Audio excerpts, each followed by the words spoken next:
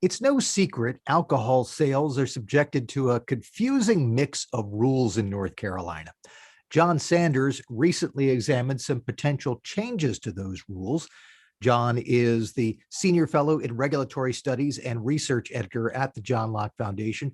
And in a research brief, you looked at several pieces of legislation. John, first of all, though, let's remind people there's a complicated system of alcoholic beverage control, or ABC, plus some unusual, what you describe in this brief as homegrown rules. What are some of the strange things North Carolina does?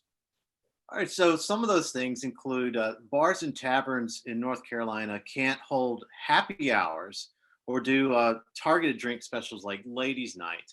We've got a bunch of different rules that affect our distilleries. They have a very limited ability to provide tastings, and they can't hold for-profit events. They can't sell at fairs and farmers markets.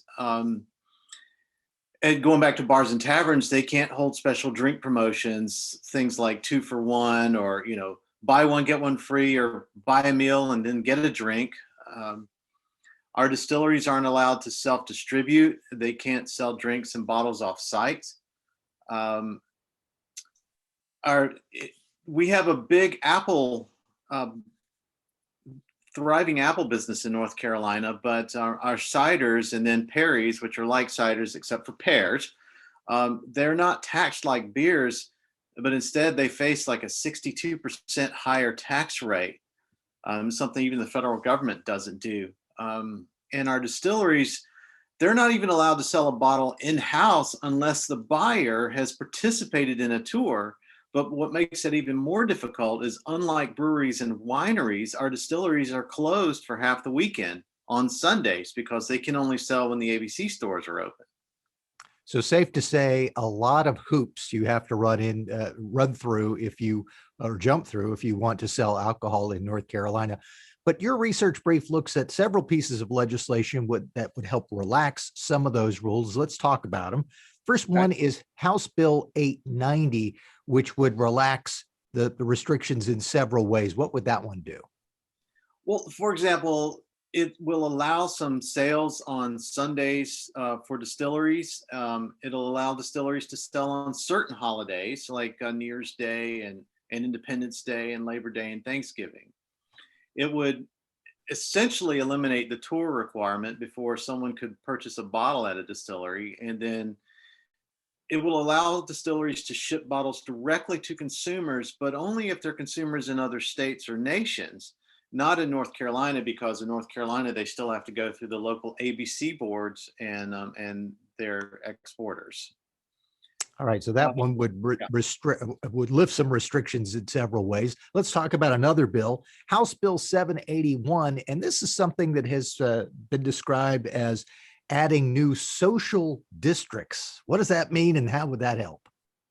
Yeah, what I like about House Bill 781 is the social districts is sort of like a, a general area within a city or community, like where you're going to hold a street festival or a restaurant district where people could wander around, because you're not allowed to have an open container of alcohol wandering around the city streets. But this would set up a district where you could do that, and it would require that any alcohol that was sold would be sold in containers that are clearly identified as belonging to the set area.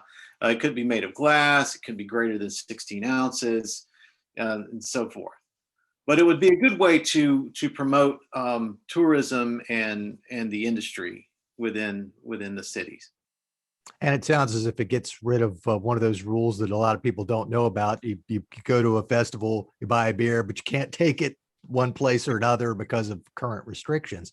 So a third one that you look at is House Bill 768. This one sounds very comprehensive because it would have a study of revising the ABC laws. This one sounds like it's a big idea. Yeah, I like the idea of the study. I mean, because like we talked about at the very beginning, the ABC laws here in the state are very convoluted. There's a very long and bizarre history to a lot of these things. And so unpacking the laws that we have really will take some study.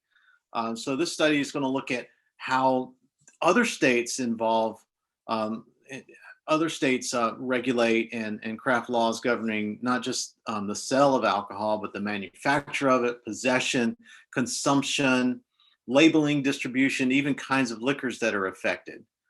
Um, and then it would get into consumables, which are, it's not necessarily drinking alcohol, but there's other types of that I don't want to get into at the moment. Um, how consumables are defined, how how sales permits are defined, and even look into, remember what we said about happy hours, periods of the day in which alcoholic beverages may be sold for on-premise consumption at a reduced price. So it sounds as if this would be a way to step back and say, look, we know we have a complicated system. Let's just figure out just how complicated it is in case we want to make some changes that simplify things. Yeah, and for one of the things I didn't mention earlier about being 890 is it would also start to allow distilleries to sell mixed beverages at farmers markets, at trade shows, conventions, agricultural festivals, and things like that. It sounds like one of those compromise ideas, though, because they'll allow them to do it, but they will only allow them to sell a 150 milliliter mini bottle. So, yeah, we'll let you sell, but you got to sell an airplane bottle and only one per person. So to me, it's almost self-defeating, but at least it's a step in the right direction. And speaking of steps in the right direction, I want to conclude with one item that you mentioned about halfway through your research brief, and that is you say the good news is that not very long ago, the list of the various restrictions was longer and more restrictive. So it sounds as if with changes that have happened in recent years and items that are in discussion now, North Carolina is moving toward more freedom in terms of the restrictions on people who make and sell alcohol. Yeah, and that is a good thing. I mean, not too long ago, distilleries couldn't hold tastings in ABC stores, for example, even in ABC stores. And breweries, if they sold more than 25,000 units, and they would have to go through. They couldn't self-distribute anymore. So there, and if you visited a distillery, you would be limited to no more than 5 bottles purchased in a calendar year, and that year started whenever you made the first purchase. It wasn't. So there were several more laws that we've peeled back, and so I think the General Assembly is on the right track in this. The research brief at johnlocke.org has this title: North Carolina needs to free its distilleries and other alcoholic beverage enterprises. Its author is John Sanders. He is Senior Fellow in Regulatory Studies and Research Editor at the John Locke Foundation. Thanks so much, John. Thanks, Mitch.